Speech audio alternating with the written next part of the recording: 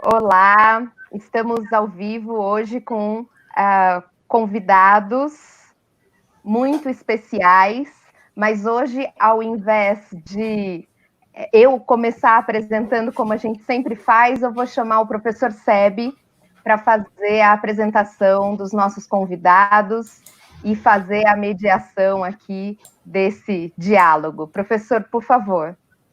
Bem, boa tarde a todos, e junto com os cumprimentos de praxe, eu gostaria de deixar minha solidariedade a todas as famílias atingidas por essa tragédia e atingidas também pelo desempenho infeliz do atual governo.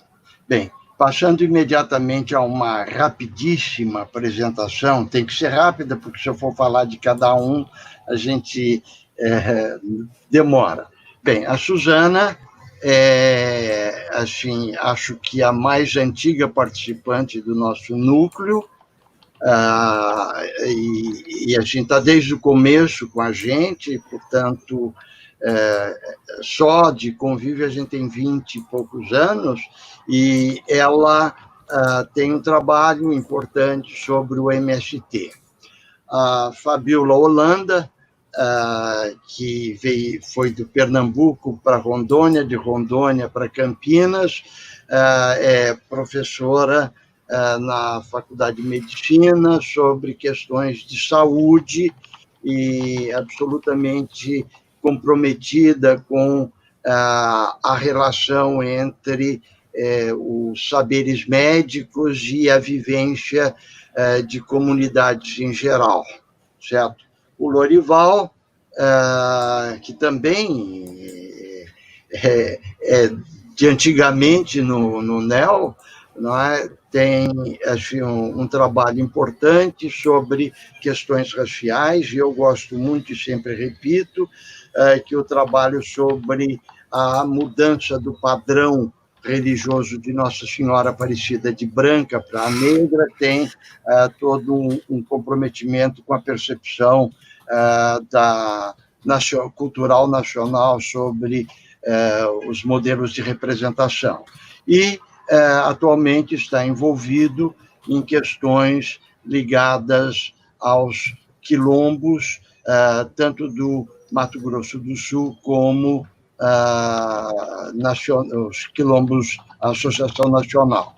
O Silvio Tendler, o que eu vou dizer do Silvio Tendler? O Silvio Tendler é o meu igual contrário. Assim, ele é judeu, eu sou árabe, nós nos olhamos o tempo todo, não nos desgrudamos mais, não é? E eu sou cozinheiro dele, eu faço comida para ele sempre que dá, não é?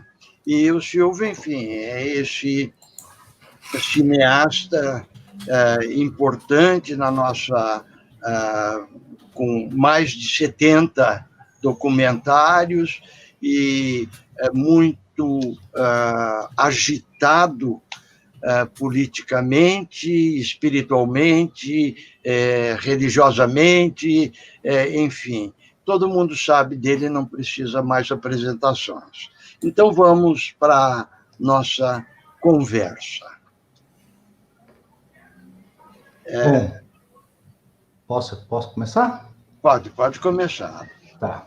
Bom, boa tarde a todos e a todas, né? Em especial ao professor Sebi.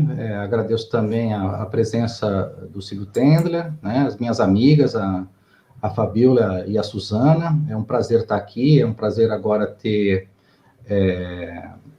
vamos dizer assim, o direito, né? A vez de falar, como se diz. E quero cumprimentar também todo mundo que está assistindo a gente pelo YouTube. E vou tentar me ater à proposta de hoje, né, que é falar de educação do campo, né, e as diversidades, né, na educação, as diferenças na educação. Eu pretendo tentar regular a minha fala, né, e eu peço... Quanto tempo eu tenho, Suzana?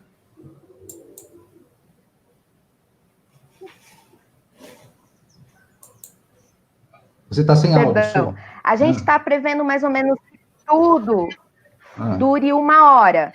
Então, Tá eu certo. acho que uns 20 minutos, enfim, Perfeito, e daí a gente perfeito. vai para o diálogo, pode ser? Tá certo, claro, porque eu tenho que selecionar aqui o que eu vou dizer, né? Então é o seguinte, eu vou tentar ser bastante sintético, né, para falar um pouco do lugar que eu faço hoje, de pesquisador de comunidades quilombolas e de coordenador do curso de licenciatura em Educação do Campo da Universidade Federal do Mato Grosso do Sul, tá?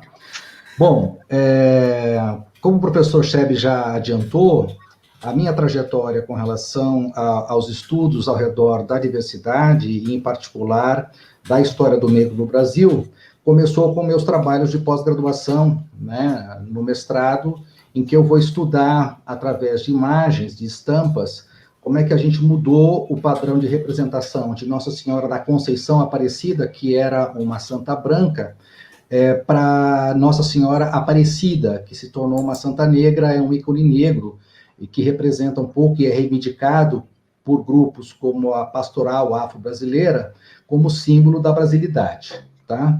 Dessa maneira, quando eu vim aqui para Mato Grosso do Sul, trabalhar na UFMS, me foi colocada a oportunidade de visitar comunidades quilombolas aqui no estado, né? Uma vez que eu estou numa universidade pública, eu evidentemente precisava me adaptar, né, aos problemas daqui, cumprindo a função da universidade pública, né, que é estar a serviço das comunidades do Brasil em geral, mas em particular das comunidades onde nós vivemos e onde nós atuamos, né? Comecei a visitar as comunidades quilombolas. Em Mato Grosso do Sul, nós temos 23 comunidades quilombolas certificadas pela Fundação Palmares, né, que está passando agora por um péssimo momento, mas que tem um trabalho histórico extremamente significativo na organização da luta de negros e negras no Brasil, né? Eu não vejo a hora do maldito presidente da Palmares, que está aqui, ser devidamente afastado, né, pelo desserviço que ele presta ao combate ao racismo no Brasil, por essa instituição que prestou tantos serviços aqui no Brasil a respeito da igualdade racial. Bom, são 23, então, comunidades reconhecidas pela Palmares, e eu conheci de perto 6 delas, tá?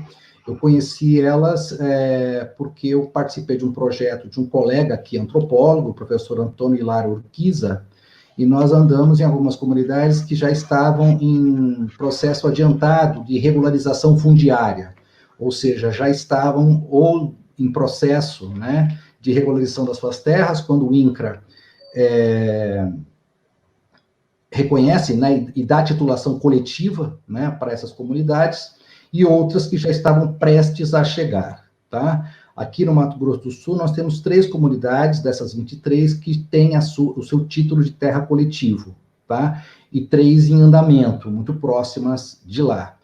Então, eu participei de visitas, né, com esse meu amigo antropólogo e os estudantes dele, e nós estivemos entrando em contato com essas comunidades através da metodologia da história oral de vida, né?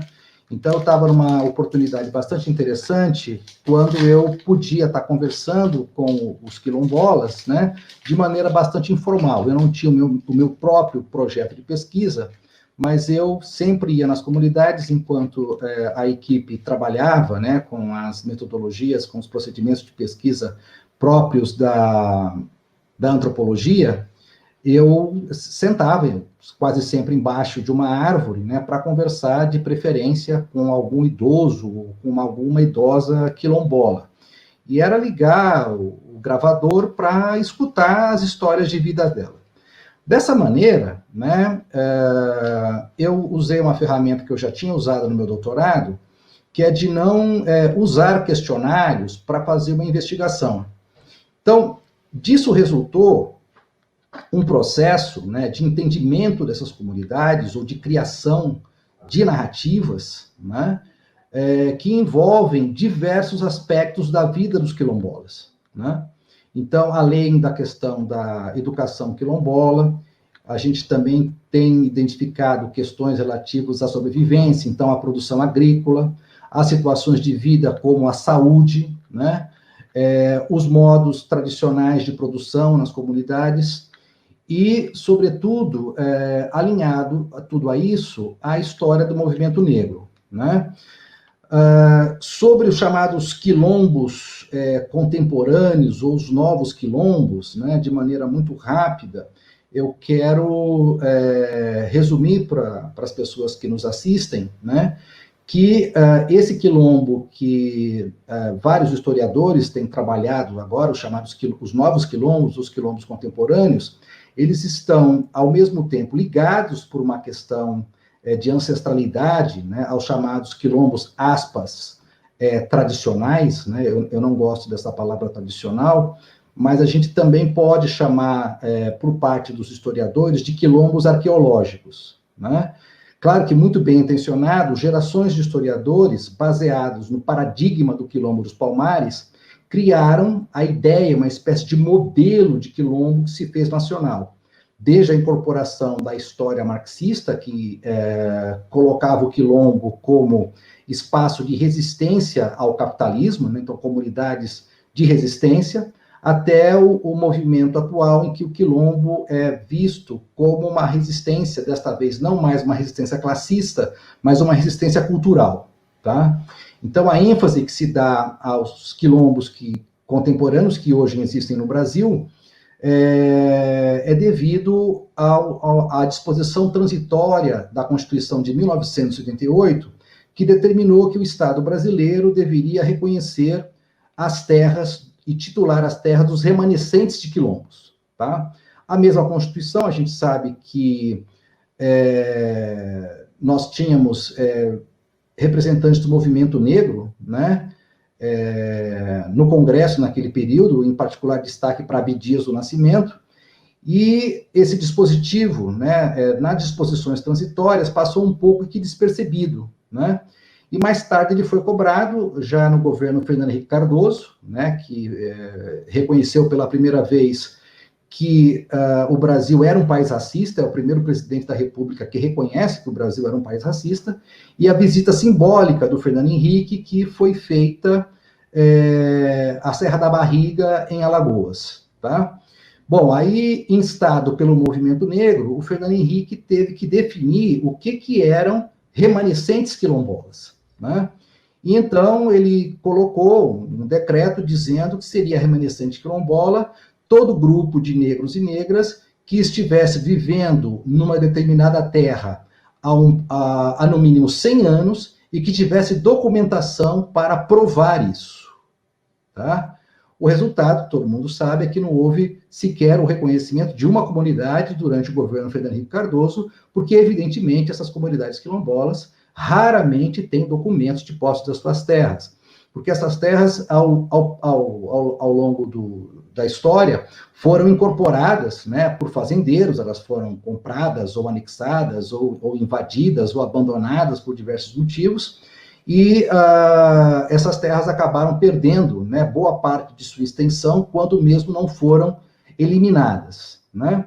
Bom, e o Fernando Henrique colocou aquela época, né, como missão da Fundação Palmares proceder à regularização de terras, tá? O que também é uma bobagem, porque a Palmares não entende nada de reforma agrária e muito menos tem recurso para poder fazer isso, né? Foi na chegada do governo Lula, né, em 2004, que finalmente Lula vai passar a responsabilidade de reconhecimento das terras para o INCRA, né, para o Instituto Nacional de Colonização e Reforma Agrária, e aí sim as coisas começaram a andar, porque desde então o reconhecimento de uma comunidade quilombola passa por um laudo antropológico, né, que faz visitas a essas comunidades. Ou seja, o primeiro passo para se reconhecer como comunidade quilombola é a autodeclaração, né? Então, a comunidade procura Palmares, né, e se declara quilombola. Quase sempre a Palmares aceita essa declaração, mas para conseguir terra, essa comunidade tem que passar pelo crivo de especialistas, de pesquisadores, né, do INCRA, né, de antropólogos destacados pelo INCRA, sobretudo são antropólogos, né, mas pode ter também outros profissionais que vão a essas comunidades, num processo muito semelhante ao reconhecimento das terras indígenas, né? Então, é feito um laudo, esse laudo é enviado para o INCRA, e aí começa-se os atuais ocupantes das terras têm direito a questionar o laudo do INCRA, né? Mesma questão que na questão indígena. No caso das comunidades quilombolas, né, a indenização para o proprietário inclui as terras e as benfeitorias feitas nas terras. Tá? Então, em alguns casos, como é o caso de grande parte das comunidades do Mato Grosso do Sul aqui, com exceção do sul do estado, que tem terras muito férteis, né, eu estou falando da região de Dourados, que lamentavelmente está famosa agora por ser a cidade com o maior índice de Covid-19 no estado do Mato Grosso do Sul, e essa doença afeta principalmente os funcionários de frigoríficos, que são muito numerosos aqui no estado, e esses frigoríficos são, lógico, os seus funcionários são quase todos indígenas, né? Dourados tem uma terra muito fértil, né? A extensão da terra lá do norte do Paraná, do nordeste do Paraná, e essa terra, sim, tem um quilombo chamado de Picadinha, que vive uma tensão muito séria entre os fazendeiros, inclusive com ameaças de morte, né, com tiroteio envolvendo a Polícia Federal há uns 10 anos atrás, a coisa é muito mais grave. Nas outras comunidades, né, o que impera é o não reconhecimento, né, é ignorar completamente a situação e não há um enfrentamento direto, né? Para ser mais exato, né, aqui ao redor de Campo Grande, que é a capital do estado, e a capital do estado, por ser um estado planejado, né, o Mato Grosso do Sul, ele surge a partir da divisão do estado do antigo Mato Grosso, e ele vai fazer, então é um estado que vai ter a sua capital bem no centro do estado. Qualquer município do estado de Mato Grosso do Sul está a aproximadamente 4 horas, as extremidades do estado estão a aproximadamente 4 horas da capital. E é lógico, ao redor da capital, onde se colocou o centro administrativo, e mesmo a produção agrícola, né, nós estamos aqui a cerca de 150 quilômetros do Pantanal, tá? E, portanto, Campo Grande ainda está na região do Cerrado, que é onde se produz gado. Existe gado também no Pantanal, mas a maior quantidade de bovinos está no Cerrado, tá? Então, essa região sempre atraiu muito quilombola, né? Eu sempre li e reli o Gilberto Freire, né, em Casa Grande Senzala, mas se eu não tivesse vindo para essa área, eu jamais teria prestado atenção numa nota de rodapé em que Gilberto Freire cita um viajante alemão que esteve por essas bandas no início do século XX, e diferente dos demais antropólogos, ele registra num livro, tá, que está na Biblioteca Nacional de Assunção, no Paraguai, a presença de famílias negras. Tá? Então, a gente tem famílias negras registradas aqui, pelo menos no início do século XX, mas a gente sabe que a colonização negra, eu às vezes uso essa expressão, mesmo com provocação, a ideia de colono negro, né, que de verdade é o que eles acabam sendo, porque na memória coletiva dos quilombos, a origem da presença negra aqui está ligada à Guerra do Paraguai. Tá? Mesmo os capoeiristas são bastante categóricos em dizer que a capoeira foi uma arma importantíssima dos brasileiros, né, durante a Guerra do Chaco, né, ou a Guerra do Paraguai para os brasileiros, e muitas comunidades, segundo os relatos que eu tive nas entrevistas, dizem que essas comunidades acabaram surgindo porque os chamados voluntários da pátria, né, que vêm do Rio de Janeiro, muitos deles vão à frente das tropas do imperador Pedro II para poder plantar roçados de mandioca, né? Portanto, essas comunidades elas chegam muito antes nas terras para plantar roçados de mandioca para poder eventualmente dar sustento e poder alimentar as tropas, né, juntamente com a criação de gado. Segundo os relatos desses quilombolas, muitas dessas comunidades acabaram permanecendo na região, mesmo que as tropas não passassem por lá. Porque, em função das estratégias de guerra, essas tropas podiam mudar de direção, e essas comunidades negras, evidentemente, os negros vendo, né, a possibilidade de estar ocupando e produzindo uma terra, eles não retornam ao Rio de Janeiro, né? Então, essa é, vamos dizer assim, o que está presente na memória coletiva dos quilombolas daqui, que está bastante marcado, certamente uma estratégia de incorporação dos negros da região à história nacional, né, a ideia da comunidade nacional. Bem, a partir de então, eu comecei a fazer uma pesquisa em que eu chamava da história do colonizador negro no Mato Grosso do Sul, né?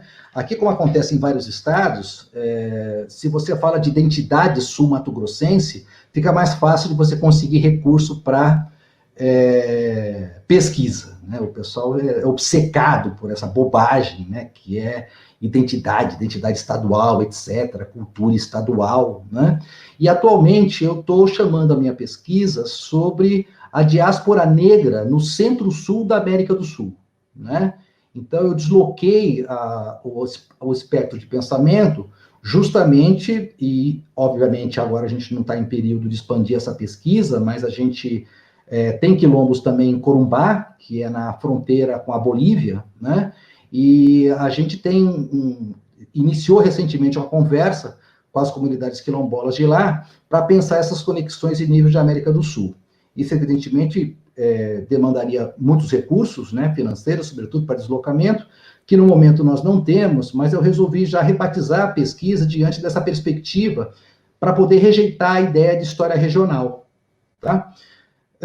4 anos atrás, nós participamos de um edital da Fundect, né, que é a Fundação Estadual de Pesquisa aqui do Estado, para trabalhar com educação. Então, eu vi a oportunidade de trabalhar com a escola quilombola, em uma comunidade que fica a mais ou menos 1 hora de viagem daqui. O professor José Carlos esteve lá conosco, a comunidade de Furnas Dionísio, que fica no município vizinho de Jaraguari, né? Mas é praticamente uma espécie de extensão de Campo Grande. Muitos campograndenses vão o fim de semana lá para passear, tomar banho de rio, né, almoçar, fazer trilha a pé ou de bicicleta, na região, que é uma região bastante bonita, muito propícia ao turismo. E nessa comunidade eles têm 2 produções básicas, né, que é a produção de cana-de-açúcar, da qual deriva um produto que é a rapadura, que é muito famosa aqui no estado, e a farinha, né? Então, a farinha de Furnas, né, tem o mercado municipal aqui vende muita farinha dizendo que é de Furnas, e os quilombolas reclamam bastante porque, na verdade, não é de Furnas, o comerciante diz que é de Furnas para poder vender mais a farinha. Então, a comunidade ainda se expressa fortemente dentro, né, da cultura da cana-de-açúcar e da cultura da mandioca, né, especialmente da farinha de mandioca e dos seus derivados. Eles têm uma escola que foi criada lá em 1988, né, resultado também da marcha sobre Zumbi dos Palmares. A escola chama-se Escola Zumbi dos Palmares, é uma escola de ensino fundamental, estadual, que tem alunos do 6º ao 9º ano e o ensino médio à noite. A comunidade também tem uma escola de educação fundamental 1, do 1º ao 5º ano, que é uma escola municipal gerida pelo município de Jaraguari. Bom, as 2 escolas são brancas, tanto no currículo como na maioria dos seus docentes, né? E eu não vou entrar em detalhes aqui sobre a questão da escola, por causa do nosso tempo, né? Mas esse projeto reuniu história oral, né? Então a gente entrevistava os quilombolas, e através dos temas surgidos nas entrevistas, a gente criava assuntos, temas para se transformarem em currículo da escola, se transformarem em temas curriculares da escola, né? De tal forma que a gente, todo mundo sabe, né, todas as minhas colegas que estão aqui, sabem que quando a gente trabalha com história oral, a gente não faz só um projeto de pesquisa, né? A gente se envolve da cabeça aos pés, a gente se torna amigo, a gente se torna cúmplice dessas comunidades, né? Em Furnas de Dionísio, em particular, já fazem 8 anos que eu frequento a comunidade. É mais fácil de ir para lá, né, porque dá para ir de carro de passeio quando não chove, né, dá para você se deslocar tranquilamente. E lá, então, a gente tem abordado uma série de questões, né, para dar um exemplo, conversando com mulheres, elas citaram um artesanato que se faz com uma fibra que nasce na beira dos rios e lagoas ali, que chama-se taboca, tá? É uma fibra muito bonita, né, artesanal, tem até uma designer de móveis que já entrou em contato com a gente e está tentando transformar isso em imobiliário, né, em projeto de móveis. Isso geraria renda também, mas a prática está desaparecendo, né, por questões que todo mundo sabe, né, de perda dessas tradições, e também muitas delas falaram sobre o desaparecimento da taboca, né, que não tem mais taboca naquela quantidade que tinha antes. Bom, isso gerou um projeto, né, de investigação das crianças do ensino fundamental 2, né, que então são levadas pela professora de ciências e pela professora de TVT, que é uma disciplina que chama Trabalho, Terra, Vida e Trabalho, tá? É uma disciplina curricular deles. Eles começam a ir para os rios, a constatar, né, inclusive vai junto com uma quilombola, alguém da comunidade, porque são crianças quilombolas e crianças de fora, porque a escola também recebe camponeses de fora do quilombo. Então, eles vão até a coisa, constatam o problema, depois voltam para a sala de aula para estudar as propriedades medicinais, físicas, e isso depois redunda num projeto de reflorestamento da taboca nessas regiões, que depois vai terminar na aula de artes, né? Quando os alunos vão trabalhar com as mulheres, para as mulheres ensinarem o trabalho com o trançado, né? Então, eu estou na educação do campo há 5 anos, né? E esse trabalho com as comunidades quilombolas, que afinal das contas também são comunidades camponesas, se associaram a uma experiência antiga que eu tive em São Paulo, ainda nos anos 90, quando eu dava aulas e trabalhava, junto com o professor Sebe, com estudantes de universidades americanas, e nós visitávamos assentamentos e acampamentos do movimento do Sem Terra, né? Então, assim, todo o universo, né, conspirava para eu chegar na educação do campo. A educação do campo é um curso novo aqui no FMS. A primeira turma foi feita em 2014. A reitoria assumiu o compromisso de abrir 3 turmas, acabou abrindo apenas 2, e até hoje nós sofremos de sérias incompreensões do sistema, porque nós trabalhamos com a chamada pedagogia da alternância, ou seja, os professores vão às comunidades, né, com os alunos para investigar a realidade das comunidades, de certa forma parecida com o que eu tenho feito lá, né? Para falar um pouco, né, e para fechar a minha apresentação, sobre a situação, né, socioeconômica, né, dessa comunidade em particular, de Furnas de Dionísio, que é bastante semelhante às outras comunidades, né? Com a expansão do agronegócio, do negócio da soja, né, e da exportação de carnes para a China, essas comunidades começaram a ter uma valorização que elas não tinham antes, né? E aí existe uma disputa simbólica, né, da Agraer, que é a agência de produção agrícola aqui do estado, que quer, obviamente, transformar essas comunidades em centros de produção agrícola, né, agrícola familiar, mas ainda assim uma produção para o mercado, e outros grupos que tentam preservar a história da comunidade, né? Então, não são comunidades miseráveis aqui no estado, nesse momento ninguém passa fome, né? Todo mundo tem a sua casa. Existe um fenômeno interessante agora de quilombolas que moram na cidade, que moram em zonas urbanas, sobretudo aqui na capital, Campo Grande, e que, em função dos esforços do INCRA, eles estão voltando para essas comunidades, tá? Então, a estrutura, como eu acabei de falar, em Furnas de Dionísio, eles têm 2 escolas, tem um posto de saúde, o posto de saúde está em condições bastante precárias, né? Tem um dentista que também atende no mesmo local, fica do lado da igreja de Santo Antônio, que é o local original, né? Então, a origem da comunidade do lado da igreja de Santo Antônio, foi erguida uma escola por freiras católicas, e essas mesmas freiras católicas abriram o posto de saúde e a escola. Então, é tudo junto, é posto de saúde, escola, igreja, é tudo colado no mesmo espaço, num prédio bastante modesto, né?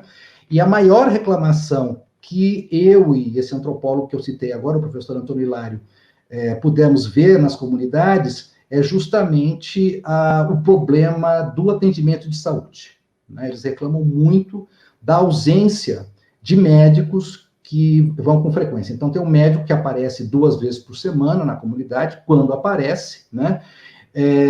As mulheres têm que sair da comunidade para fazer os exames preventivos, né? O que torna bastante complicado, não há linha de ônibus regular, né?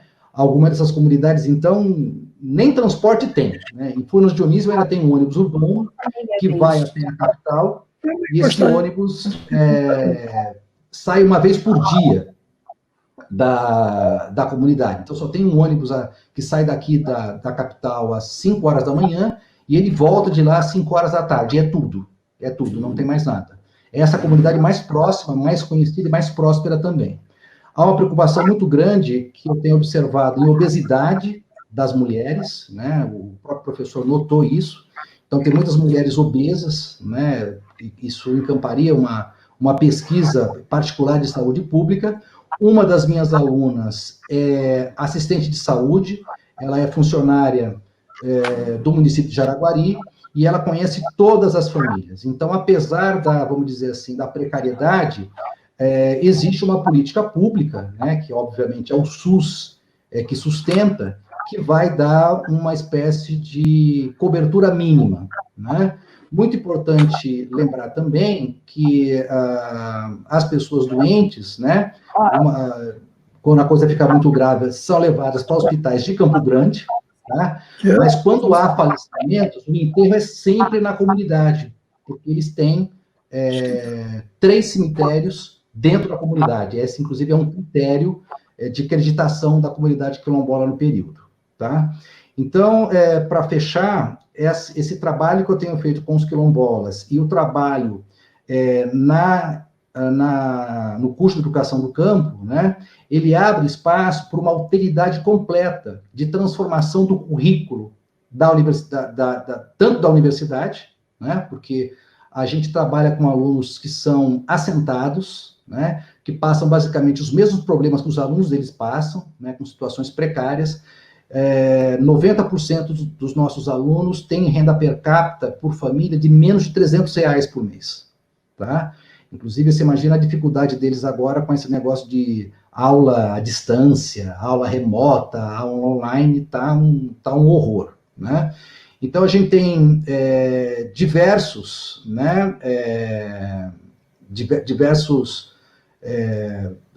muito trabalho de política pública para fazer. Nós nos orgulhamos também porque eu faço parte do Fórum Estadual de Educação e nós já entramos com um pedido para a criação da categoria de educação quilombola no Estado, que não existe ainda, para poder favorecer os moradores da comunidade como preferenciais na hora de se selecionar os professores para a escola, tá?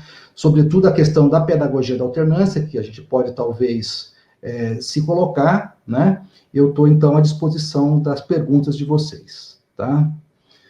O José Carlos, eu estou aqui no chat, né? Ele está falando de igreja evangélica, tá? Olha, as comunidades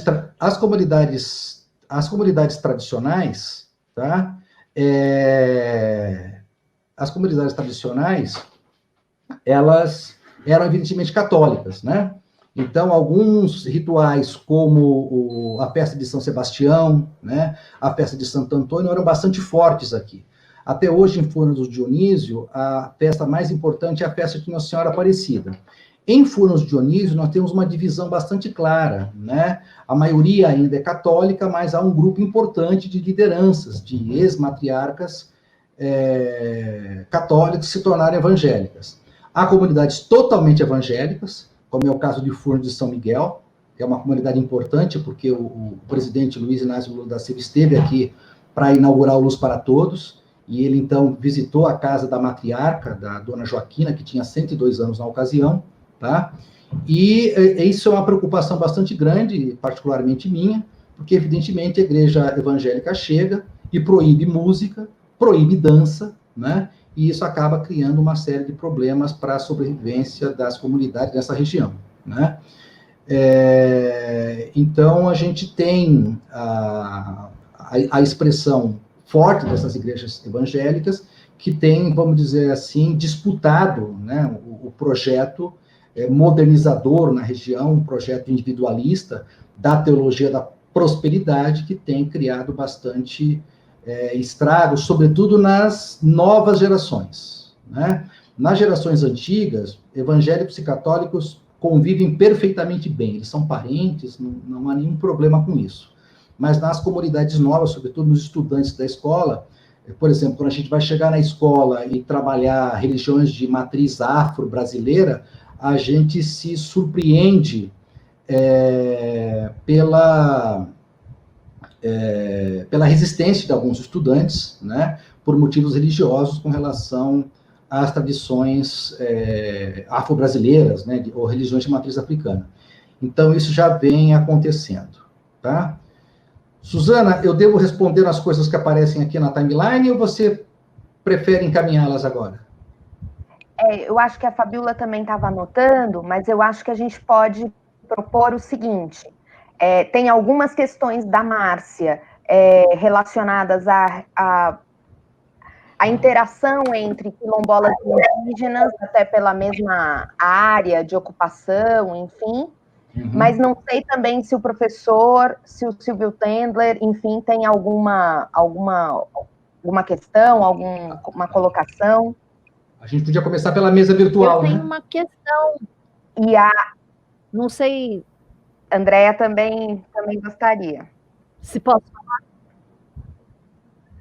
Então, eu queria colocar uma questão, aproveitando a presença aqui do professor José Carlos, do Silvio Tendler e esse diálogo com Lorival. A gente sabe, por exemplo, né, que o Silvio fez vários documentários, fez um muito popular nas comunidades camponesas, que é sobre a questão dos agrotóxicos, né? E esses documentários foram vistos nessas comunidades rurais. Ele mesmo divulgou bastante esses documentários, e o professor José Carlos, ele esteve presente nessas comunidades também. Então, eu acho que é oportuno eles falarem um pouco, porque a gente tem um caleidoscópio de visões, né?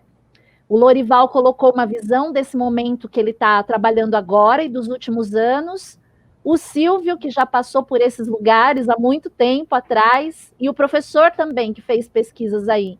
Então, eu queria ouvir as visões deles sobre o que o Lorival falou, né? Fazer essa comparação do que está acontecendo agora e de quando eles passaram por esses lugares, o que eles viram antes disso que o Lorival falou.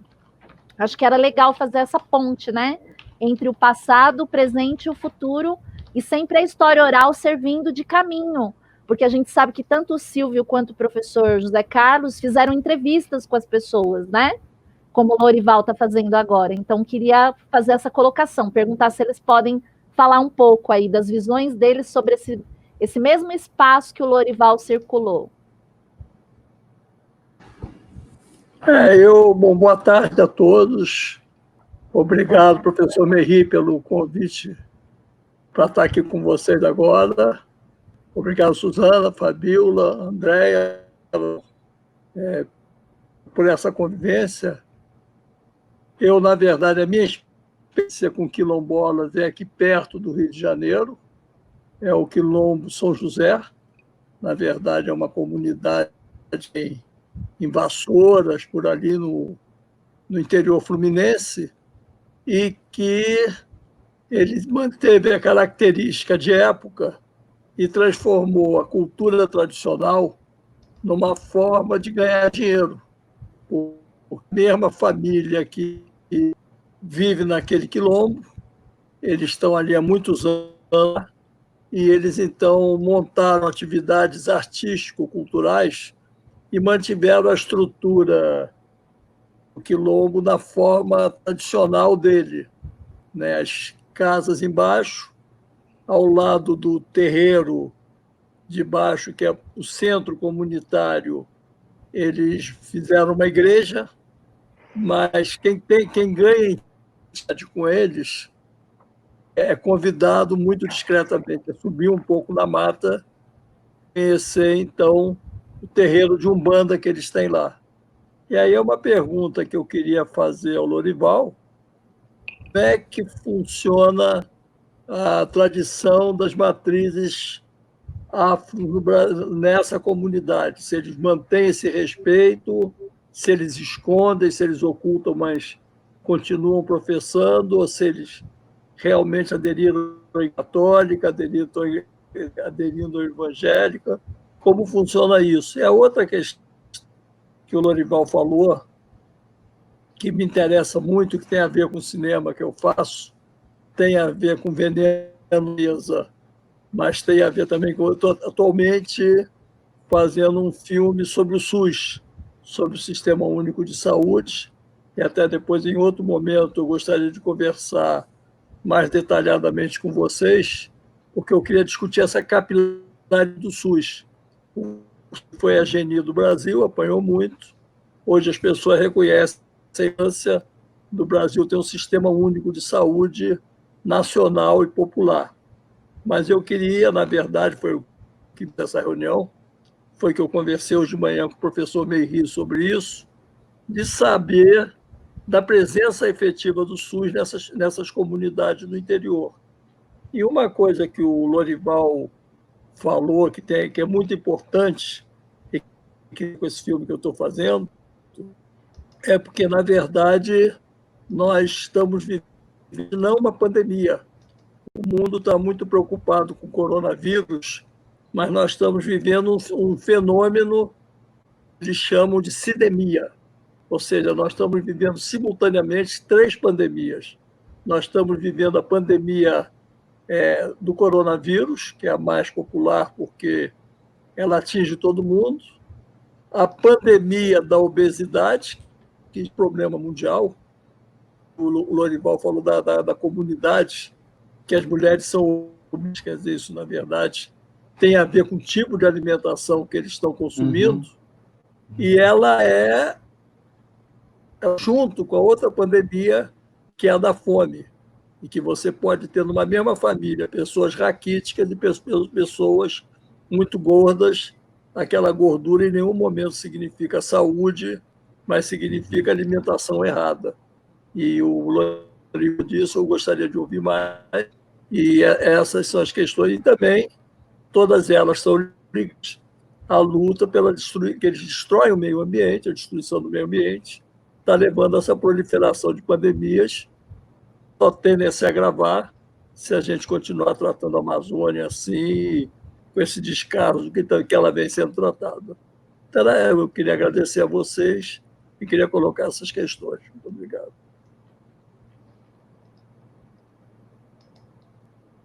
Falo eu agora? Muito bem. Silvio, obrigado pelas provocações, tá?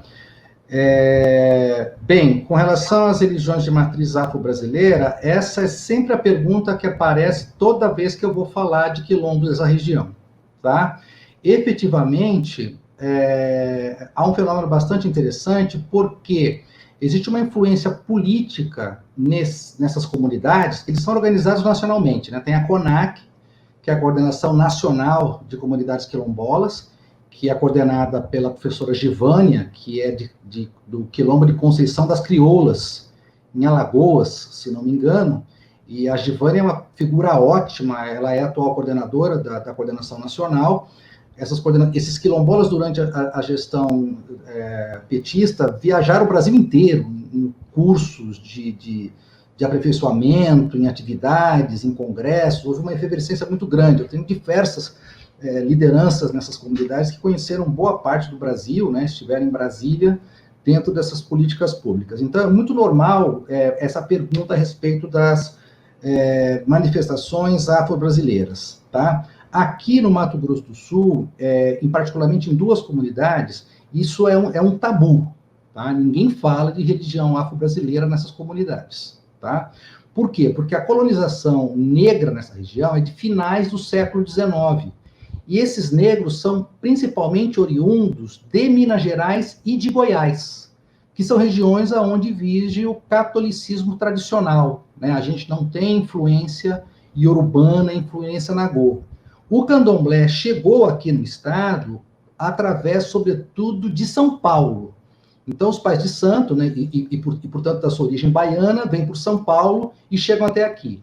E esses terreiros estão, sobretudo, nas cidades, né? Nas comunidades, eu soube de uma senhora na comunidade de São Miguel, em Maracaju, que fica a umas 2h30 de viagem daqui, que havia uma senhora que, sim, praticava isso, mas, assim, a minha chegada até ela foi praticamente vetada pelo líder da comunidade, um senhor evangélico, que era filho da matriarca, ele faleceu há alguns dias, né? E eles praticamente esconderam essa mulher de mim, tá? Eles não deixaram eu falar com ela. Eu sei de uma antropóloga aqui do estado, que esteve lá antes e encontrou, né, resquícios, né, de oferendas, de ebós lá nessa comunidade. Em Furnas do Dionísio, a gente sabe que a dona do bar, tem um bar que fica bem do lado do rio, onde os turistas começam a se banhar, essa dona do bar, ela faz despachos, né, no rio. Ela faz despachos para Iemanjá, né? E eu ainda não consegui me livrar das minhas queridas mães quilombolas, católicas e evangélicas, para dar um pulo escondido lá nesse bar e puxar papo com ela, né? Porque toda vez que eu chego lá, eu sou conduzido automaticamente, porque a gente passa nas ruas e não dá para passar escondido. Na hora que eu entro na comunidade, todo mundo sabe que é meu carro que está lá. Então, é bem difícil, né, eu chegar sozinho. Eu estou pensando, talvez, uma ocasião que tiver uma festa, né, em que eu possa pular fora, porque eu sei que ela tem isso. Mas é o seguinte, na estrutura cultural da manifestação, as religiões afro-brasileiras estão fora. E aí vai uma crítica, né, que eu já ouvi em palestras do professor Wagner Gonçalves da Silva, da USP, né, que é essa ideia do paradigma da identidade negra à religião afro, né? Existe uma tradição, né, para ser bastante óbvio, Martin Luther King, né, era protestante e nem por isso deixava de ser um ativista negro. O Estado brasileiro deu muita ênfase em vincular a identidade negra às religiões de matriz africana, inclusive para poder forçar o ponto diacrítico, o ponto da alteridade, né? Mas o que a gente vê hoje, né, por exemplo, a festa de Nossa Senhora Aparecida é resultado de uma promessa de uma senhora, a dona Adete, que tinha uma doença, pela descrição dela, era uma doença psíquica. Ela conta que por 2 ocasiões ela tentou matar a família inteira com uma faca, né? Ela pegou um revólver que o marido guardava, o plano dela era matar, ela conta isso, e ela tinha uma espécie de convulsões que ela descrevia, e ela também faz crochê.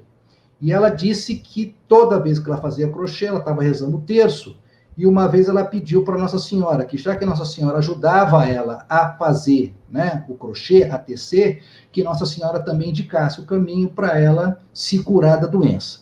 Então ela fez a promessa dizendo que se ela fosse curada, ela iria matar 7 galinhas, e aí está um ponto interessante, né, dessas interfaces com as religiões afro, ela ia matar 7 galinhas e oferecer um almoço gratuito para a comunidade.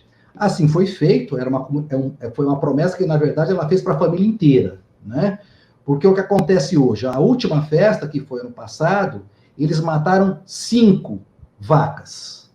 Tá? 5 vacas. São animais que são doados ou pela própria comunidade ou por gente de fora que patrocina a festa, né? E é uma coisa impressionante, porque essa festa chega a reunir 1.200 pessoas na casa da mulher, que obviamente tem um quintal enorme, né, como é típico dessas casas, né, das comunidades quilombolas, é muito grande, tá?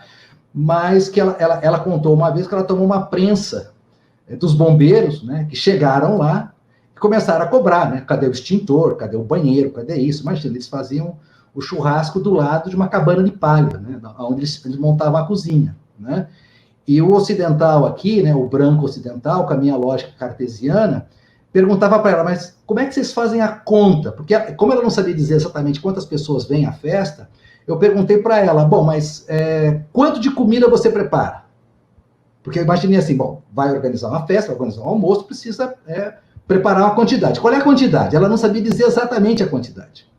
E eu perguntei, mas escuta, aí a pergunta ocidental, né? Como é que você prepara? Meu filho, Deus resolve isso, tá? E é realmente impressionante, porque ela não sabe quantos vêm, ela não sabe quanto de comida ela recebe, que é doação, e todo mundo come. todo mundo come, todo mundo sai de lá alimentado, né? Com relação à questão da saúde, tá? Eu tenho aqui na minha tela os dados do Covid-19 no Mato Grosso do Sul. Em que pese a subnotificação, que é nacional, né? Então, subnotificação por subnotificação, nós temos em todo lugar, tá? Segundo o painel do Conselho Nacional de Secretaria de Saúde, né, que substituiu o Ministério da Saúde nos dados nacionais, o Mato Grosso do Sul é o estado com menos mortos no Brasil. Nós temos 2,5 milhões de habitantes no estado e temos apenas 22 óbitos oficiais registrados. Tá? Mesmo que a gente multiplicasse isso por 5 ou por 10, né, a gente ainda assim teria um número pequeno de óbitos. E o mais interessante é que, em princípio, dos dados oficiais, Mato Grosso do Sul também está em último lugar em taxa de letalidade, apenas 0,9%. Tá? Dos casos registrados são letais. A gente está em curva ascendente. Eu tenho uma aluna, inclusive, da educação do campo, que é auxiliar de enfermagem. Inclusive, ela estava praticamente desistindo do curso, foi um custo, né? Porque o trabalho dela triplicou, quadruplicou, e ela tem contado o dia a dia dela lá no posto de saúde, né? Essa aluna é branca, mas ela tem contado para a gente isso, e ao que eu atribuo, veja bem, eu não sou pesquisador da área, tá?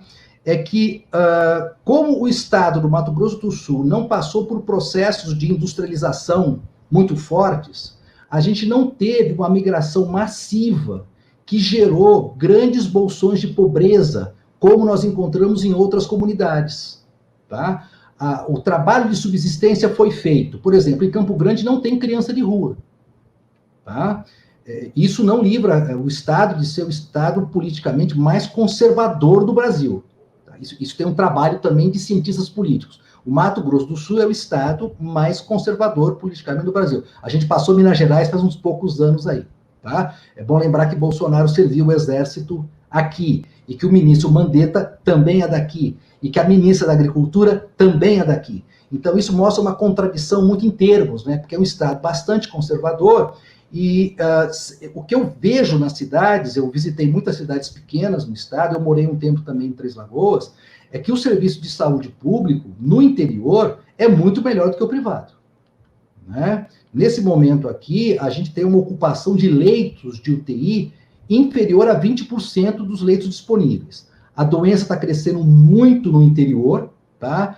A cidade de Dourados, né, que tem 200 mil habitantes, está com um número impressionante, está com 674 casos, ao passo que Campo Grande, que tem 2,5 milhões de habitantes, ou seja, mais de 10 vezes mais, tem 422.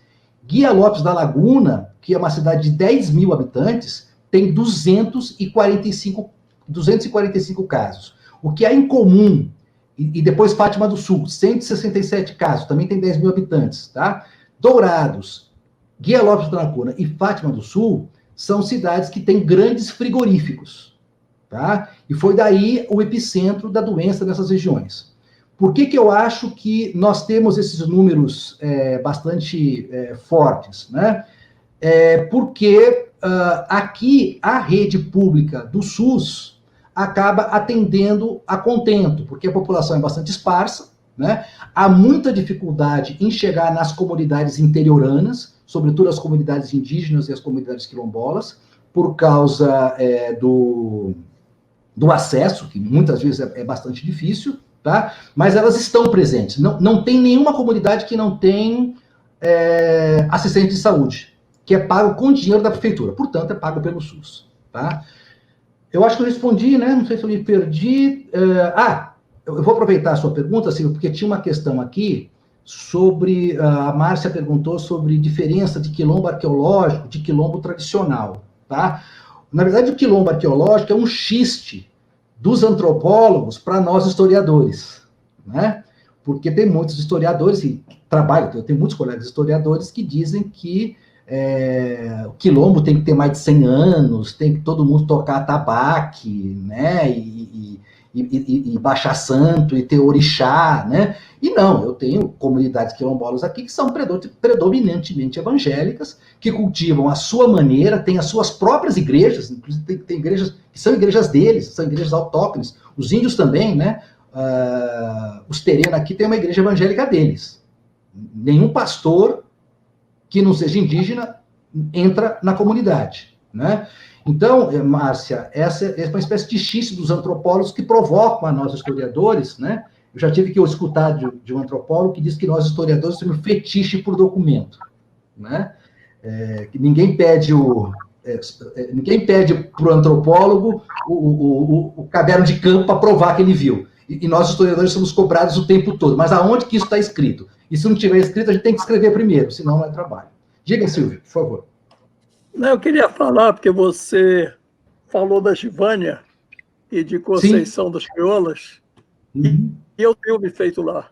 Eu fiz um filme lá em 1996, Conceição das Crioulas. É um distrito de Salgueiro, em Pernambuco.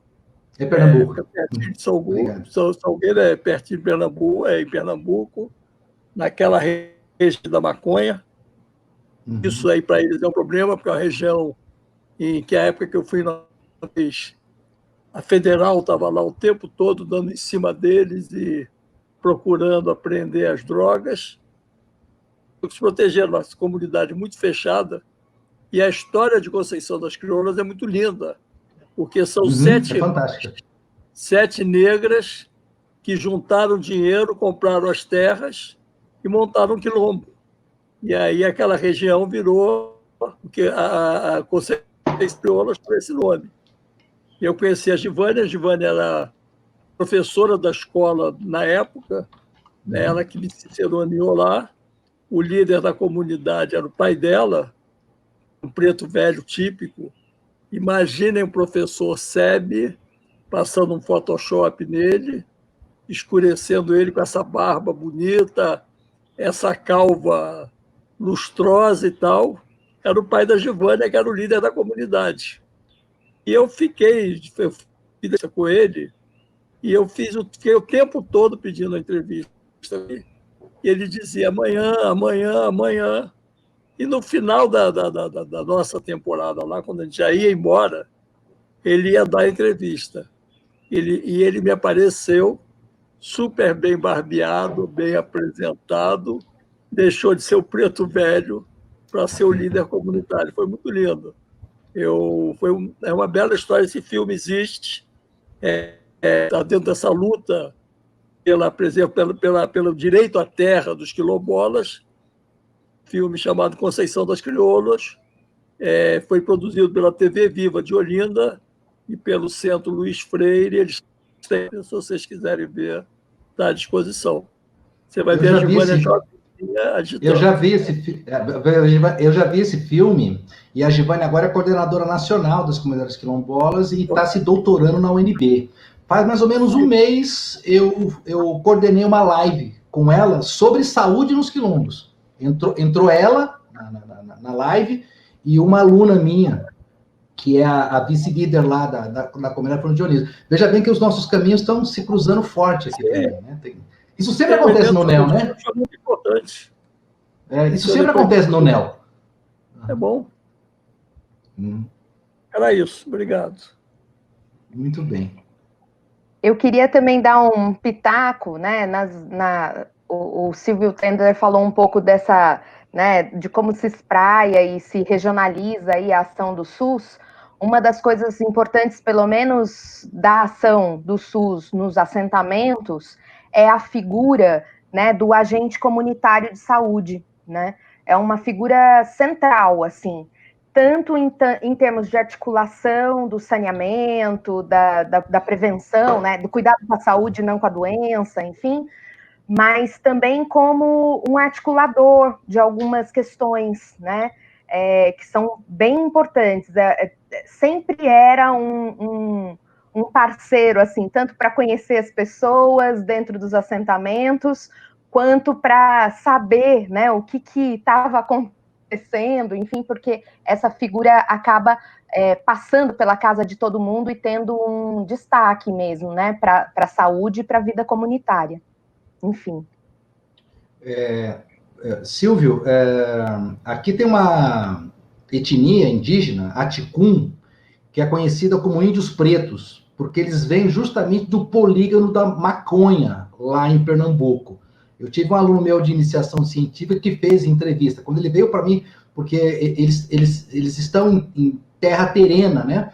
Porque o INCRA, a FUNAI tirou eles de lá por causa de perseguição de plantadores, de traficantes de maconha. Então a gente tem aqui os índios aticuns, que são pernambucanos, são extremamente hospitaleiros e são agricultores. Então eles produzem muito mais, inclusive, que os próprios aticuns. Mas eles estão na reserva Aticum, que é a pior terra. Os aticuns socaram eles lá atrás, no trabalho. É uma comunidade que veio depois, né? Chegou aqui mais ou menos há uns 20 anos, mais ou menos, eles estão por aqui. E os índios acham que eles não são índios porque eles são pretos, né? E os pretos acham que eles não são pretos porque eles são índios, né?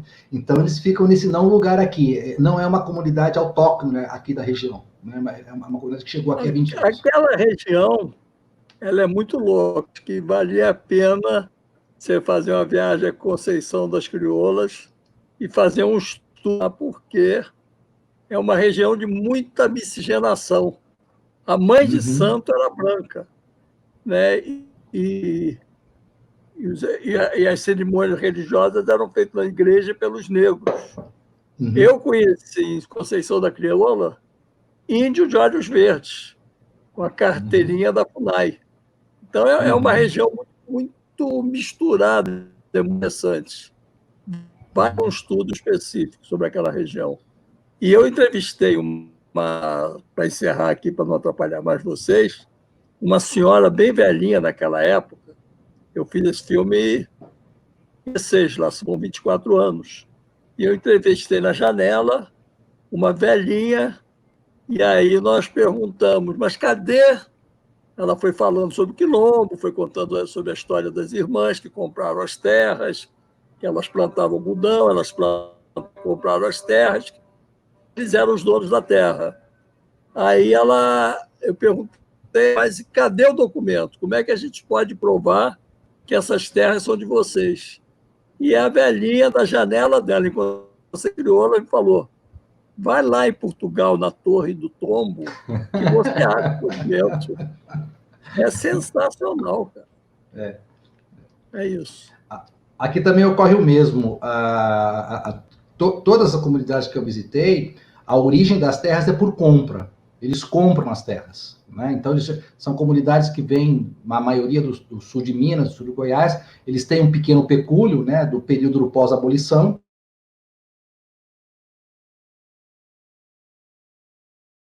Ixi, acho que travou o Lorival. Vamos ver se ele volta, mas acho que tá. Voltou? Sim, Lorival? Voltando? Voltei. Opa, voltei. Bem-vindo. A minha internet teve um apagão aqui. Isso raramente acontece, tá? Vocês ouviram o que eu falei? Você estava falando. Até onde? Você estava falando que as comunidades vinham de Goiás, do pós-abolição, juntavam pecúlio para comprar as terras. Isso. Da mesma maneira que os brancos, eles vêm atrás de terras baratas, né? Isso, inclusive, abriu uma discussão aqui no Estado mesmo. O Instituto Histórico e Geográfico, né? O IHGB, o IHMS, né? Instituto Histórico e Geográfico aqui do Mato Grosso do Sul, fez uma declaração dizendo que aqui nunca teve quilombo. E é lógico, o governador do estado, então, o Putinelli, colocou lá, dizendo, olha, aqui não tem que ter quilombo, porque aqui nunca teve escravidão, né? É por isso que tem essa discussão do quilombo arqueológico, né? O quilombo arqueológico, que os antropólogos jogam da nossa cara, seria aquele que a origem é na escravidão, tá? O quilombo reivindicado no movimento atual vem a partir do manifesto, livro do Abdias do Nascimento, que chama Quilombismo, né? E que ele propõe, então, que os negros brasileiros deveriam se aquilombar, invertendo a chave, né? até então tradicional da ideia de quilombo como lugar de negro fugido, para quilombo como espaço de resistência, primeiro resistência ao capitalismo e agora de resistência cultural. Então, essa produção é bastante interessante, né? E existe uma dinâmica totalmente diferente, como você próprio, Silvio, alertou, né? Do Nordeste. No Nordeste mesmo acontece muito, né? Em comunidades que são comunidades misturadas há muito tempo, né? Então, chega lá a FUNAI e os caboclos dizem que são índios. Depois chega a Palmares, eles falam que são quilombolas, né? De verdade, eles podem ser todas essas coisas ao mesmo tempo, né? Porque o Estado, isso que é uma questão interessante, uma questão de identidade, porque justamente aquele Estado que é o perpetrador das desigualdades, né? Na verdade, a gente trabalha com a ideia de populações vulneráveis, é como se a vulnerabilidade existisse antes e depois o Estado aparece para tentar corrigir. Na verdade, é o Estado que causa vulnerabilidades. O Estado gera vulnerabilidades, né?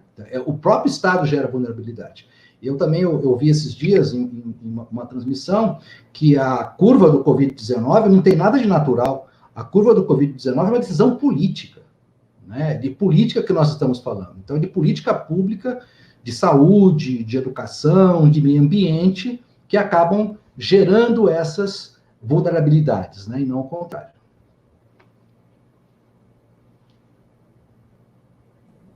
O professor Sebe quer falar.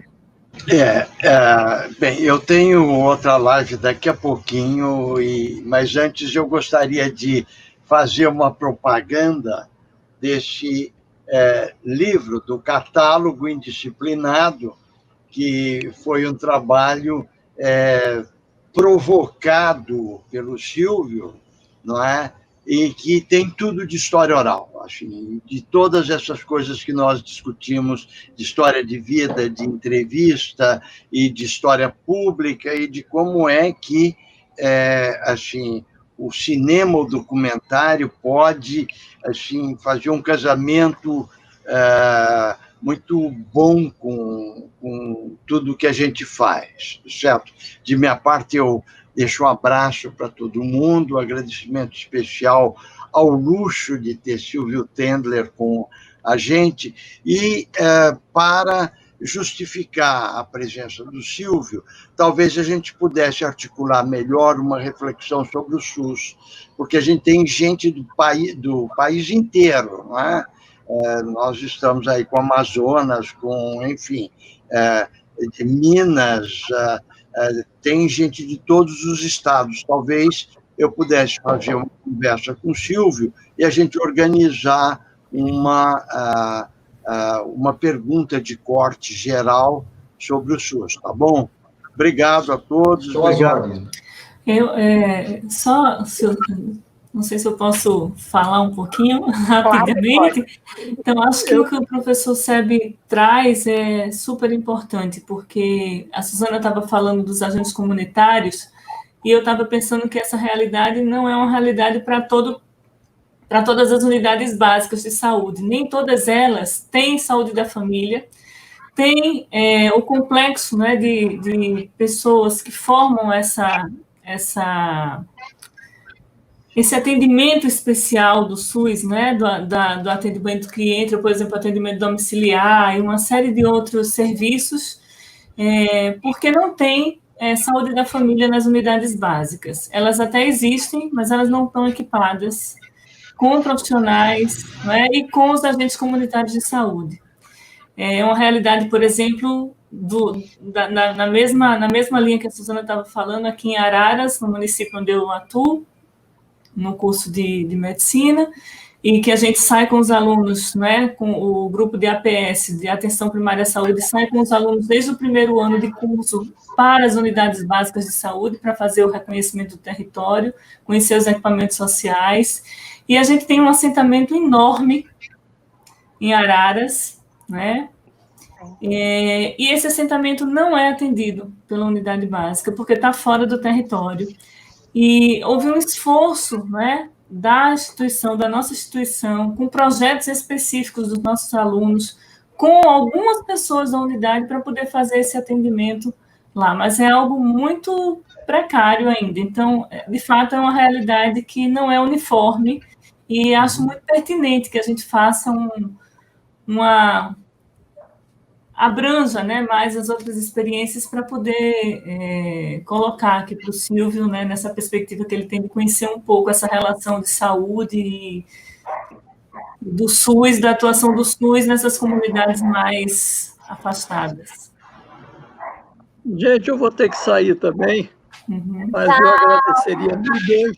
A gente Peraí, calma, Andréia, calma, Andréia. Fala! Eu queria agradecer milhões a vocês. Foi uma tarde encantadora, engrandecedora. Queria agradecer ao professor Sebe, em particular, por esse convite. E se vocês conseguissem organizar a mesa, eu pediria autorização para filmar, para incluir no filme sobre o SUS. Legal. Porque é de uma riqueza muito grande essa diversidade que a gente tem aqui. Então, se vocês toparem, eu agradeceria muito, ficaria muito feliz. A gente pode organizar pelo Google Meet, que cabe mais gente, né?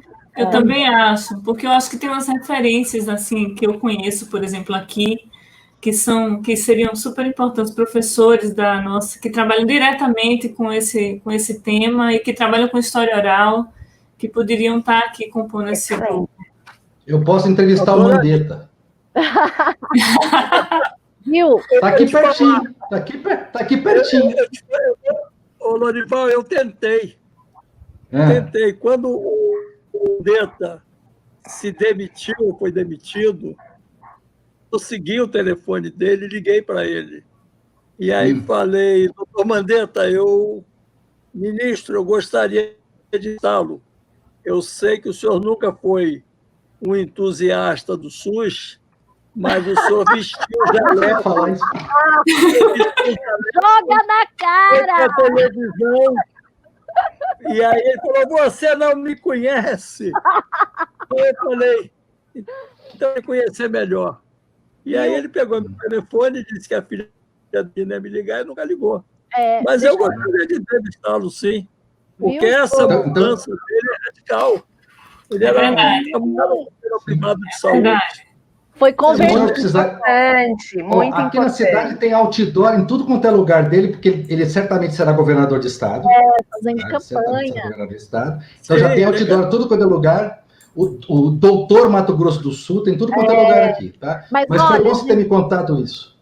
Daí eu vou usar outras estratégias, vou usar outros canais para chegar nele. Acho importante abrir esse espaço, não só para esses figurões, né? Mas a gente que trabalha com a história oral, o pessoal que é atendido no SUS. Claro, eu estou brincando. Não, estou falando a gente colocar o pessoal que é atendido, porque, por exemplo, lá no Mato Grosso do Sul, em Rondônia, onde a Fabiola morou também, se você for nas comunidades rurais, e mesmo nas capitais lá, né, Porto Velho, o único lugar que está pintado, em pé, que ainda as pessoas pobres conseguem ser atendidas com o mínimo de dignidade, é o posto de saúde. É o posto de saúde. É o posto de saúde. O posto de então, saúde está em todo lugar. Eu queria comentar isso, né, com vocês para dizer, para a gente que andou o Brasil inteiro com vocês, entrevistando pessoas, é importante a gente dizer isso, que às vezes a gente ia numa comunidade, não tinha nenhum lugar público de pé, a escola estava um lixo, entendeu? As repartições municipais, estaduais totalmente largadas, mas o posto de saúde estava pintado, tinha água, e as pessoas mais pobres iam lá não só para ter o atendimento de saúde, mas todo tipo de atendimento. E isso era nítido. Em Rondônia, onde os indígenas, os povos nativos iam lá, ficavam famílias inteiras sentadas do lado de fora e do lado de dentro do posto de saúde. E no Mato Grosso do Sul, né, Lorival? Tanto nos assentamentos quanto nas comunidades indígenas, o prédio mais digno, vamos dizer assim, onde a comunidade ainda tem um único tipo de atendimento, era no posto de saúde do SUS. Então é importante a gente falar disso, né? Das pesquisas. Eu queria deixar uma lembrança que a Márcia, nossa indígena, mais assim, Moura. também Moura. teria, Márcia Moura, teria muito o que falar sobre o SUS, sobre o atendimento de saúde. Ela está aqui no grupo, e então vamos marcar, deixamos para a Suzana articular isso, eu vou conversar com o Silvio e a gente continua, tá bom? Eu só queria agradecer e falar assim, eu queria pedir a vocês que conseguissem de material audiovisual para ilustrar é fundamental. Tá? Fotografias, o que vocês conseguirem. Tá bom? A gente faz essa caça de documentos, já que a gente tem essa loucura. Fetiche. Vereadora documento. Mas eu queria agradecer em especial o Silvio, dizer que vê-lo por essa janelinha aqui é menos interessante do que a entrevista que ele deve ter feito com a senhora, né? Lá em Pernambuco, em Conceição das Crioulas, mas que é uma alegria tê-lo aqui conosco, dividindo janelinhas. Obrigada, Silvio. Muito obrigado a você. Obrigada, professor, por ter trazido essa grande figura aqui para conversar conosco. E vamos marcar, então. Obrigado a todos. Obrigada, Lorival, por dividir os conhecimentos essa tarde conosco. Obrigado, Lorival. Obrigado a todos. Obrigado, Lorival. Obrigado, Suzana, Fabiola. Obrigada, querido. Muito obrigado.